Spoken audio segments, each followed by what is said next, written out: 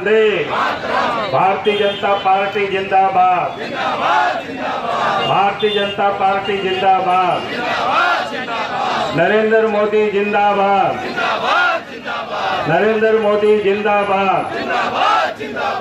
चलिए, बहुत बहुत धन्यवाद। आप सब काफी देर से विधि व्यवस्था को लेकर के आज रणधीर वर्मा के चौक पर धरना में आप सब लोग बैठे हैं। आज की इस धरना की अध्यक्षता कर रहे नगर के अध्यक्ष प्रधान जी और यहाँ पर उपस्थित पार्टी के प्रदेश के उपाध्यक्ष और नेता से विधायक श्रीमती अपर्णा सेन जी और आपके धनबाद नगर के विधायक श्री राज सिन्हा जी और पार्टी के प्रदेश के प्रवक्ता श्री सरोज जी और यहाँ पर उपस्थित लाटा जी, रमेश राही जी, सत्येंद्र जी, राजकुमार जी, ऐसे तमाम और संचालन कर रहे जादी और तमाम पार्टी के कार्यकर्ता बहनों और यहाँ उपस्थित बहनों और भाइयों प्रेस के साथियों, आज धनबाद की जो हालात है, जैसे कल आपको बताया राज सिन्हा जी ने, कल प्रातः काल ही हमने अखबार में पढ़ा कि धनबाद से डॉक्टर ने परिवार के साथ धनबाद छोड़ने की उन्होंने घोषणा कर दिया। अब पता नहीं धनबाद छोड़ चुका कि है, ये तो नहीं कह सकते हैं। थोड़ा सा शारीरिक अचानक कुछ अस्वस्थ हो गए थे, तो इच्छा थी कि हम चले कि क्या करें। आप सोच ही रहे थे कि हम बात करें कि धनबाद की क्या स्थिति है, क्या है मामला, लेकिन तब तक दोपहर में ही, दोपहर आपको लगता है 10 या 11 बजे ऐसे राज सिन्हा जी का टेलीफोन आया। फिर राज सिन्हा जी ने हमें पूरी बातें बताई और मैंने उनसे इतना जरूर कहा कि आप कार्यक्रम जरूर करें कि मैं देखता हूं कि हम आ सकेंगे कि नहीं आ सकेंगे, हम आपको शाम तक खबर कर देंगे। लेकिन दिन भर थोड़ा डॉक्टर से भी व्यक्तिगत दिखवाए तो फिर शाम में फिर लगा कि नहीं, हमें चलना चाहिए। थोड़ी तकलीफ भी होगी तो तकलीफ सहन करके भी अपनी तकलीफ को बर्दाश्त कर ले, लेकिन झारखंड की जनता की तकलीफ को अब सहा नहीं जा सकता। और तब फिर कहीं शाम में हमने अपनी प्रोग्राम बनाए और सूचना दिए कि मैं आ रहा हूँ। और वास्तव में आज आप सोच सकते हो क्या हालात है इस प्रदेश की, क्या धनबाद की। सरकार की जो पहली ड्यूटी होती है, मैं बार बार इस बात को कहता हूं, किसी भी सरकार की अगर पहली ड्यूटी है वो लॉ एंड ऑर्डर को ठीक रखना, कानून व्यवस्था को ठीक रखना, ताकि आम लोग सुरक्षित हो करके लोग रह सके, मेहनत मजदूरी करके लोग जिए और अपने घर में अपने बाल बच्चों के साथ रात में कम से कम सुख के नींद लोग सो सके। और ये काम सरकार का है। सरकार को राज्य में यह स्थिति पैदा करनी चाहिए, ये सरकार की पहली ड्यूटी है। लेकिन मैं आज कह सकता हूं कि इस प्रदेश में जब से हेमंत सोरेन जी के नेतृत्व में यूपीए गठबंधन की सरकार बनी है, हालात बिल्कुल बदल गई। अब इस प्रदेश में आम लोग भयाक्रांत है, भयभीत है, डरे हुए, सहमे हुए। आम लोग अब पता नहीं कब कहां किसके ऊपर कहां से टेलीफोन आ जाएगी, कहां किसको कोई धमकी देंगे। सामान चोरी, डकैती, हत्या, अपहरण, ये तो आम घटनाएं हो गई है। बहु बेटियों की इज्जत भी आज कहीं कोई सुरक्षित नहीं है। आज इस प्रदेश की ये हालत है। आज तो इस राज्य में हत्याएं इतनी हो रही है कि हत्या का जो औसत है देश की, उससे भी कहीं झारखंड प्रदेश की अधिक है, छोटी सी राज्य। लेकिन आज इस प्रदेश में हत्याओं का दौर लगातार हो रहा है और इसीलिए आज इस प्रदेश की जनता भयभीत है, डरे हुए, सहमे हुए। और धनबाद की तो आपको किस्सा और कहानी अभी विधायक जी बता रहे थे, अपर्णा जी बता रही थी। पिछले दिनों आप इसी क्षेत्र में हम आए थे निरसा के क्षेत्र में आए थे, किस प्रकार से वहां इलीगल यानी कोयला का उत्खनन होता है। लेकिन वो तो छोटे छोटे लोग भूख पेट को पालने में वहां लोग उद्घाटन करते। पता तो यहां तक चला कि सरकार के संरक्षण में कोयले की यहां भयंकर तस्करी हो रही है, लूट हो रही है। उसको आप चोरी नहीं कह सकते हैं, लूट हो रही है। हालत ये झारखंड, ये धनबाद ही नहीं, पूरे झारखंड प्रदेश की यही हालत है। पूरे राज्य में अगर आज हम ये कहें कि मैं चोरी नहीं, बल्कि आज तो ये लूट हो रही है, लुटेरों की सरकार है। अब जरूरत है इस प्रदेश से इन लुटेरी की सरकार को हमें हटाने की, तभी राज्य की जनता को सुकून मिल सकती है, राज्य की जनता अमन चैन से रह पाएगी।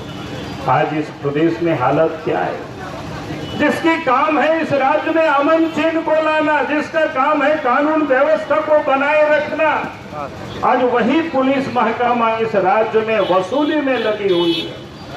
इस प्रदेश के अभी धनबाद के पुलिस कप्तान की बात हो रही थी। वास्तव में जिस वक्त इस राज्य में धनबाद में पुलिस कप्तान की पदस्थापन हुई थी, उसके कुछ दिन के बाद हमसे कुछ लोग बिहार से लोग आकर के मिले थे। वो छत्तीसगढ़ में लोग रहते, जिसकी अभी घटना का उल्लेख किया था। और उस समय जब पूरी घटना हमें बताई तो हमने राज्य सरकार को पत्र लिखा। हमने कहा कि जो पुलिस इतने निकम्मी हो सकती है, जो अपराधियों तक पुलिस पैसा पहुंचाने का काम करते हैं, उससे कभी भी धनबाद जैसे महत्वपूर्ण जिला में कानून के राज स्थापित नहीं हो सकती है। वह लोगों की जान माल की वो हिफाजत नहीं कर सकते, कोयला की लूट को वो रोक नहीं सकते। और इसलिए हमने सरकार को उसी समय कहा था कि अब इस एसपी को हटा दीजिए वहां से, वो एसपी के काबिल नहीं है। लेकिन मुझे तो बहुत अफसोस लगा, हमें लगता है महीनों बीत गए, लेकिन आज भी वही पुलिस कप्तान बने हुए हैं। तो इस राज्य का क्या होगा स्थिति, इस धनबाद का क्या होगा? एक दिन मैं लोगों से पूछ रहा था कि यहाँ कोयला किस प्रकार से चोरी होती है, आप लोग बताते हैं। तो लोगों ने जो बताया मैं उसको आपके बीच शेयर करता हूँ, शायद आप सब लोगों को हमसे अधिक पता हो। लोगों ने कहा कि 90,000 रुपया प्रति ट्रक तो एसपी को मिलता है। हमने कहा कि क्या बता रहे हो? बोला कि हाँ सर ठीक बता रहे।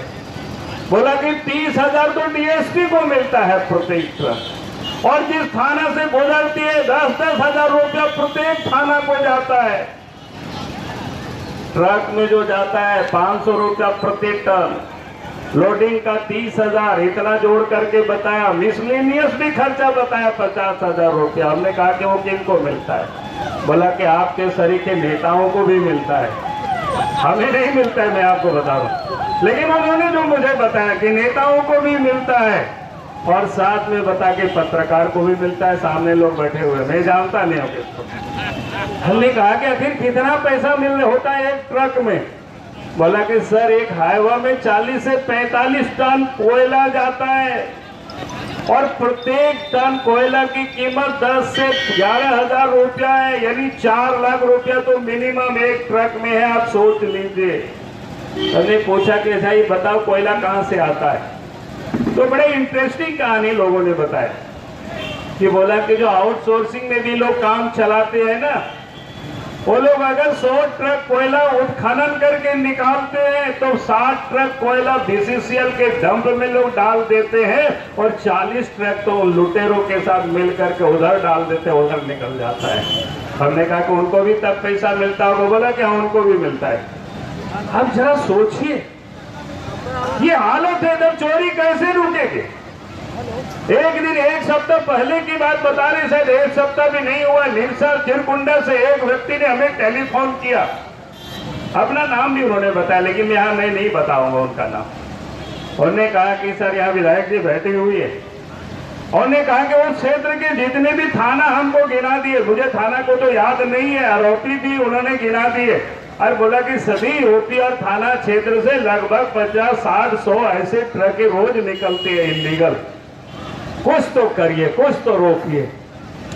हमने कहा कि मुझे नहीं लगता है कि सरकार में ये सब चीज रोकेगी, क्योंकि यहाँ तो सरकार ही लगी हुई है पूरे लूटने में। अब इस सरकार को ही हमें उखाड़ करके फेंकना होगा, तभी इस झारखंड को इस लूट से हम लोग बचा पाएंगे। ये आज इस प्रदेश की हालत है, ये लूट की कहानी है। और आप जरा सोचिए, आज इस राज्य के अंदर में, यहीं पर नहीं पूरे प्रदेश में राज्य भी जाएंगे तो अपराधी लोग टेलीफोन से लोगों को सूचना देते हैं, वीडियो कॉन्फ्रेंसिंग करके लोगों को धमकाते हैं कि हमें पैसा इतना पहुंचा दीजिए, अगर आप पैसा नहीं पहुंचाएंगे तो AK-47 से आपकी पूरी शरीर को उड़ा देंगे, आपके परिवार को समाप्त कर देंगे। अब ये हालत है, हमने पूछते हैं लोगों से कि भाई आप पुलिस को खबर किए कि नहीं।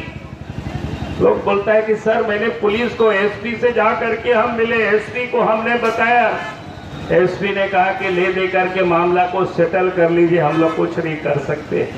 ये हालत है इस प्रदेश की। हम लोगों को भी कभी कभी लोग भेजते हैं, क्या कहते हैं आजकल WhatsApp में, तो डायरेक्ट हम लोग DG और संबंधित जिला के SP को हम लोग डायरेक्ट कर देते हैं कि भाई इस पर कार्रवाई करिए, लेकिन क्या कार्रवाई होता है उसका कोई पता नहीं चलता है। आश्चर्य होता है, टेलीफोन नंबर के साथ लोग कंप्लेन भी करते हैं लेकिन अपराधी नहीं पकड़े जाते। और आज हालत ये है कि जेल से भी रह करके अपराधी लोगों को परेशान करते हैं। हमने हेमंत सोरेन को कहा कि भाई क्या पड़ा हुआ है, अब इन जेल में आप मेहमानों की तरह क्यों रखे हुए हैं, यहाँ आपसे इन लोग नहीं संभल रहे हैं, तो झारखंड की जेलों से अब इन बदमाशों को निकाल करके नॉर्थ ईस्ट में भेज दीजिए, यूपी और बिहार वहीं बाहर भेज दीजिए, ताकि झारखंड को अपराधियों से मुक्त कर दीजिए, ताकि इस राज्य की जनता सुख की नींद सो सके। ये तो सरकार कर ही सकती है, लेकिन सरकार कर नहीं सकती है, सरकार के पास हिम्मत है नहीं, ऐसे तो मैं नहीं कहूंगा। रोज देखते हैं सोशल मीडिया में हेमंत है तो हेमंत है तो हिम्मत है, तो हमें लगता है कि हिम्मत तो है इनको, लेकिन वो हिम्मत किसको दिए हुए हैं? जनता को नहीं, अपराधियों को वो हिम्मत दिए हुए हैं। और इसलिए अपराधी इस राज्य में बेखौफ होकर के अपराध कर रहे हैं। आम लोग डरे हुए, आम लोग सहमे हुए, आम लोग भयभीत है, लेकिन अपराधी कोई भयभीत नहीं है। और इसलिए मैं आप सबसे भी यही कह रहा हूं, आज इस राज्य में सरकार से हमें अपनी सुरक्षा के लिए लड़ाई लड़ने की जरूरत है। अभी चैम्बर के लोग आए थे कि जरूरत होगी तो हम लोग सड़कों पर निकलेंगे, धनबाद को बंद करेंगे। अब जरूरत वही है, अब पूछने की जरूरत नहीं है। अगर लगता है कि सरकार काम नहीं कर रही है तो सड़कों पर निकलिए और सरकार को सड़क पर चलना मुश्किल कर दिया जाए, ताकि इस प्रदेश की जनता जिस दिन सड़क पर आएगी, सरकार अपनी घरों से निकल के या तो बाहर भागेगी और या तो अपराधी यहां से बाहर भागेंगे। ऐसे क्या होता है?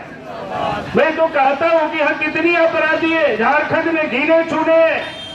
जिस दिन सरकार चाहेगी कि राज्य को अपराध मुक्त करना है, तो मैं लोगों से कहता हूं 20 दिन से अधिक नहीं लगेगी झारखंड को अपराध मुक्त करने की। और झारखंड से अपराधी झारखंड या तो छोड़ के चले जाएंगे या झारखंड में उत्पात मचाना ही बंद कर देंगे, ये मैं दावे के साथ कह सकता हूं। लेकिन उसके लिए हिम्मत चाहिए अपराधियों को यहां से लड़े भगाने के लिए। लेकिन आज तो लगता है कि अपराधी सरकार को चला रहे हैं, वही इस प्रकार की हालत बन गए। लगता है गुंडे ही राज्य को चला रहे हैं, दलाल ही राज्य को चला रहे हैं, इसलिए चारों तरफ लूट बची हुई है। और इसलिए भाइयों और बहनों, मैं आप सबों से यही कहने के लिए आया हूं, आज इस राज्य को, इस लूट राज्य को समाप्त करनी है। झारखंड के विकास के लिए हमें काम, और जब तक झारखंड में लूट राज समाप्त नहीं होगी, झारखंड के विकास नहीं हो सकता है। क्योंकि विकास के लिए पहली शर्त है कि राज्य में अमन चैन होना चाहिए। राज्य में अगर अमन चैन नहीं होगा तो कोई भी प्रदेश में पूंजी निवेश नहीं करेगा, कोई उद्योग धंधे नहीं लगेंगे। आपने देखा होगा, जो डॉक्टर मरीजों को देखते हैं तो कोई फिर अच्छे डॉक्टर भी झारखंड में रहना नहीं चाहेगा। तो आज आप देखते होंगे झारखंड की कितनी हमारी पेशेंट, कितनी मरीज यहां से दिल्ली की ओर लोग जाते हैं, दक्षिण की राज्यों को ओर जाते हैं। झारखंड सरकार को उन डॉक्टरों को प्रोटेक्शन देना चाहिए था, उनकी सुरक्षा की गारंटी करनी चाहिए थी, ताकि उनको कोई धमका नहीं सके, उनको कोई तंग नहीं कर सके, ताकि डॉक्टर यहाँ के लोगों की, यहाँ के मरीजों की निर्भीक होकर के लोगों को इलाज कर सके। तभी झारखंड की पूंजी झारखंड में रहेगी, तभी झारखंड की प्रगति हो सकता है। लेकिन लगता है कि झारखंड में जो सरकार बैठी हुई है उनको तो पता ही नहीं विकास का, जन राज्य का कैसे विकास होगा। उनको तो सिर्फ पता इतना ही है कि उनकी अपने विकास कैसे होगी, उनकी परिवार की विकास कैसे होगी, उनके दलालों का विकास कैसे होगा, उसमें वो लोग लगे हुए। इसलिए आपने देखा क्या हुआ, अपने नाम से खनन पट्टा लेते, पत्नी के नाम से उद्योग के लिए जमीन लेते, साली के नाम से लेते, प्रेस सलाहकार के नाम से लेते, उनके विधायक प्रतिनिधि के नाम से खनन पट्टा, उनकी विधायक प्रतिनिधि के पत्नी के नाम से खनन पट्टा। इतना तो पता है, बाकी और कितना लिए होंगे वो धीरे धीरे सामने आ रहा है। मैं इसलिए इस बात को कह रहा हूं कि इस प्रदेश में ये जब तक ऐसी समझदार नहीं बने, सरकार जनता की हिफाजत की नहीं सोचेगी, तो राज्य का कभी विकास नहीं हो सकता। लोग कहते हैं टूरिज्म की विकास हो, काहे को टूरिज्म की विकास हो? कौन यहाँ आएगा अपनी जान को गंवाने के लिए? जब तक राज्य में अमन चैन नहीं होता है, कोई भी टूरिस्ट बाहर से पैसा लगाने के लिए, वो तो मौज करने के लिए आता है, घूमने के लिए आता है, एंजॉय करने के लिए आता है। लेकिन अगर उस प्रकार की कोई अनुकूल वातावरण झारखंड में नहीं होगी, तो झारखंड में कभी टूरिज्म भी नहीं विकास होगा, उद्योग भी नहीं लगेंगे। क्योंकि कौन उद्यमी यहाँ आकर के कहेगा, जो लगे हुए वो लोग भी आकर के मिलते हैं, बोला कि हम तो फंस चुके हैं यहाँ पर, हम अब चाहते हैं किसी प्रकार से यहाँ से हम अपना उद्योग को समेट करके बाहर चले जाए। तो ये हालत आज इस राज्य की पैदा हुई है। इसलिए भाई और बहनों, मैं आपसे यही कह रहा हूँ, आज आप देख रहे हो कि मैं अपराधियों और यहाँ के पुलिस, यहाँ के सरकार को भी मैं यही कहता हूँ कि आप अपने आप को संभालिए। ये तो भारतीय जनता पार्टी के कार्यकर्ता सड़कों पर आकर के इस लड़ाई को लड़ेगी और इस राज्य की जनता की भी हिफाजत करेगी और इस राज्य की भी हिफाजत करेगी। हम नहीं चाहेंगे कि इस राज्य में कोई अपराधियों का साम्राज्य स्थापित हो। हम नहीं चाहेंगे कि इस राज्य की लूट, खनिज संपदा की लूट हो। हम नहीं चाहेंगे कि इस राज्य की गांव गरीबों की जमीनों की भी लूट हो। हम यही कहने के लिए आज आए। आप सबने जिस प्रकार से आज इस धारणा में ये उपस्थित होकर के आपने इस एकता का परिचय दिया है, आप इसको और मजबूत करना।